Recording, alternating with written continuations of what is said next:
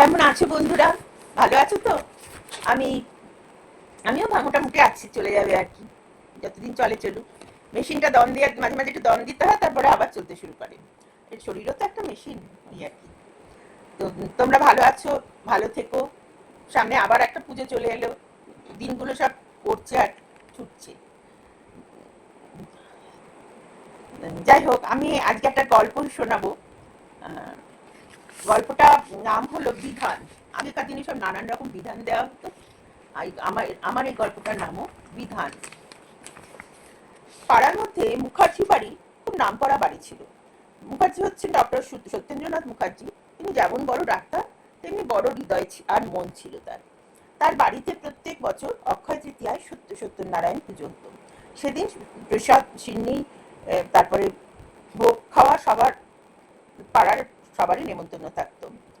তো বৌমা, সত্যেন্দ্রনাথ বাবুর একটি ছেলে, তার বিয়ে হয়েছে। ছেলের নামটি কি যেন একটু দেখে নিই। অয়ন। অয়নের সবে বিয়ে হয়েছে। তো ওর বইয়ের নাম নয়নিকা। সবে না, দেখতে দেখতে 3 বছর হয়ে গেছে। তো সবাই এর মধ্যেই মানে ওকে তাড়া দিতে শুরু শুরু করেছে। বাচ্চা হচ্ছে না কেন, বাচ্চা হচ্ছে না কেন। তো শাশুড়ি বলতে, যত সব, ওর বাচ্চা হচ্ছে না তো তোদের কিরে বাবা, তোদের পাকা ধানে মই দিতে গেছে, তোরা এত কথা বলছিস কেন? তোরা চুপচাপ, আমার বাড়ির ব্যাপারে আমরা বুঝবো, না হলে না হবে। আমার অত কিছু ব্যাপার নেই। একটা সন্তান নিয়ে দরকার।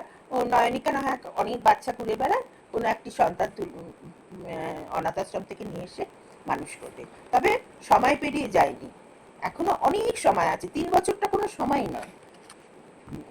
নয়নিকার মাথায় হাত বুলিয়ে শাশুড়ি বললেন যে, একদম ভয় পাস না, আর একদম ওসব কথা কান দিস না, কিচ্ছু হবে না। নে পুজোর জোগাড় কর, মনটা ভালো হয়ে যাবে। বৌমা আসার পর শাশুড়ি বৌমার হাতেই পুজোর জোগাড়ের সমস্ত ভার দিয়ে দিয়েছিলেন। তো সে খুব যত্ন নিয়ে পুজোটা করতো। আলপনা দেওয়া থেকে আরম্ভ করে সবকিছু খুব সুন্দর আলপনা দিত।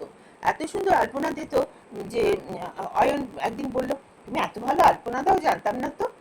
তো শাশুড়ি মা পাশ দিয়ে যাচ্ছিলেন, তিনি বললেন, তুমি ওর কোন ভালো কাজটা জানো বাপু? তখন নয়নিকা হেসে ফেলেছে। তো তোমরা বাপ বেটা সমান, শুধু ওই ডাক্তারি করেই কাটিয়ে দিলে। ওরকম বাপের মতো রসকসই নয় না, একটু প্রেমিক প্রেমিক হবে। মার কথায় দুজনেই স্বামী স্ত্রী নয়ন ও নয়নিকা বেশ লজ্জায় পড়ে গেল।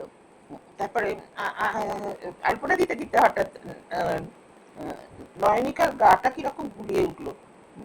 গতকাল রাত্রি ওরা ভাত খায়নি, লুচি খেয়েছিল। সেটাই নিয়ম বাড়ির। ঘরের বাথরুমে গিয়ে হঠাৎ হঠাৎ করে বমি করে ফেললো। তখন অয়নের শাশুড়ি তাড়াতাড়ি এসে বললেন, তোর শ্বশুর ভীষণ বকবে, তুই উপোস করে আছিস কেন মা? বলে, তাহলে তুমি একটা রসগোল্লা খা। আরে আমার বয়স আর তোর বয়স কি এক? বলছে, না, তোমাকেও খেতে হবে। ঠিক আছে। দুজনে শাশুড়ি বৌমা ঘরে ঢুকে দুটো রসগোল্লা খেয়ে অয়নকে আবার শাশুড়ি বললেন, রমলা মাসি এসছে, দরজাটা বন্ধ কর, নইলে বলবে লুকিয়ে লুকিয়ে ঘরে রসগোল্লা খাচ্ছে। বললো, তোমাদের রমলা মাসিকে যে কেন ডাকো? বললো যে, নিজেই তো আসে, জানে তো এখানে এটা হয়, আর না ডাকলে চলে? আত্মীয় কুটুম শুধু নিজেদের নিয়ে কি পুজো করা যায়?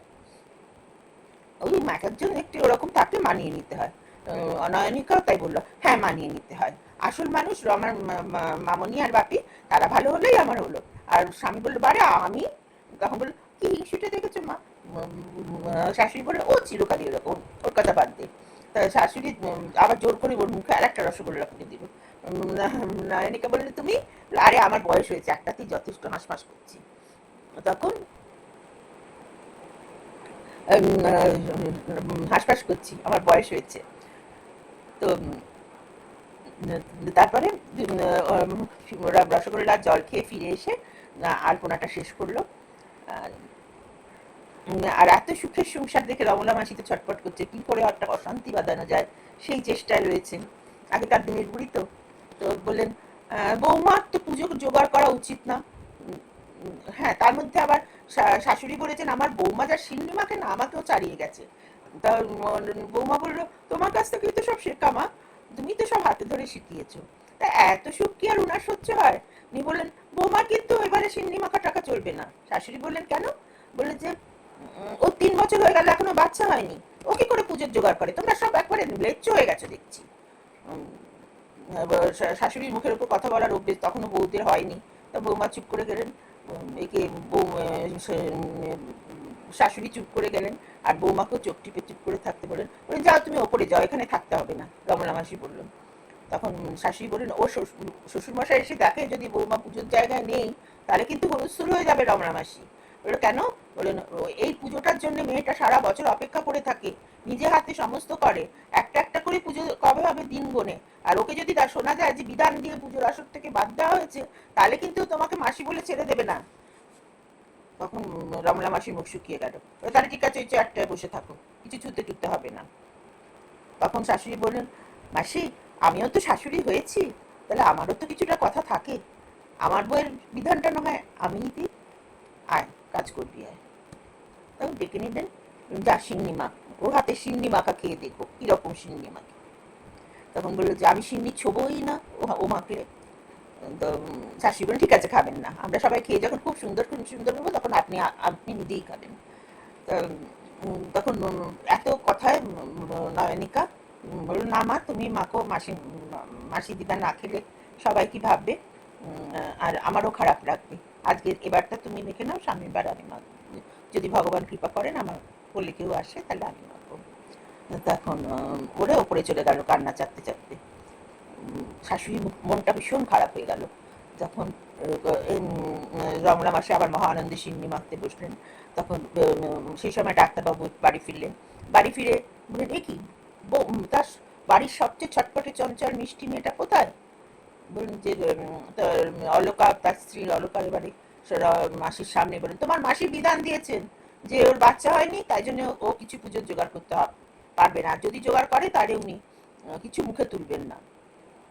তখন ডাক্তারবাবু বললেন, মুখে তুলতে হবে না, মাসির জন্য লুচি টুচি আলাদা করে ভাজিয়ে দেওয়া হবে, যে মেয়েটা সারা বছর অপেক্ষা করে থাকে তাকে বঞ্চিত আমি কিছুতেই করতে দেবো না। না, আর মাসি বললেন, আসলে আমিও দেখছিলাম ওর মুখটা খুব উপোস করে শুকিয়ে গেছে, তাই ভাবলাম বিধান না দিলে তো শুনবে না, তাই জন্য দিলাম। না তোমাকে বিধান দিয়ে, হ্যাঁ এত পরের দুঃখে এত কষ্টে এত কষ্ট পেতে তুমি কবে শিখলে মাসি? আমি তো কোনোদিন দেখিনি। যা বৌমাকে ডেকে নিয়ে এসে বলো বাবা ডাকছে। তারপর অয়ন গিয়ে বৌমাকে ডেকে আনলো, সে বিছানা লুটিয়ে পুরো কাঁদছিল অনেক, আদর টাদর করে ডেকে নিয়ে এলো। তখন শাশ শ্বশুরও তাকে কাছে টেনে নিয়ে বললেন যে, যাও মা সিন্নি মাখো, তুমি তোমার মাখা সিন্নি ছাড়া আবার আমি কারুর মাখা সিন্নি খাবো না, তোমার আর তোমার মায়ের। তোমার কোনো অসুবিধা হলে তোমার মা মাখবে, নয়তো তুমি মাখবে। তারপরে নয়নিকা খুব সুন্দর করে সিন্নি মাখলো, পুজোর জায়গা সাজালো। ওর কাজের নিপুণতা দেখে নিন্দুক রমলা মাসিও বলল, না মেয়েটা কাজ জানে।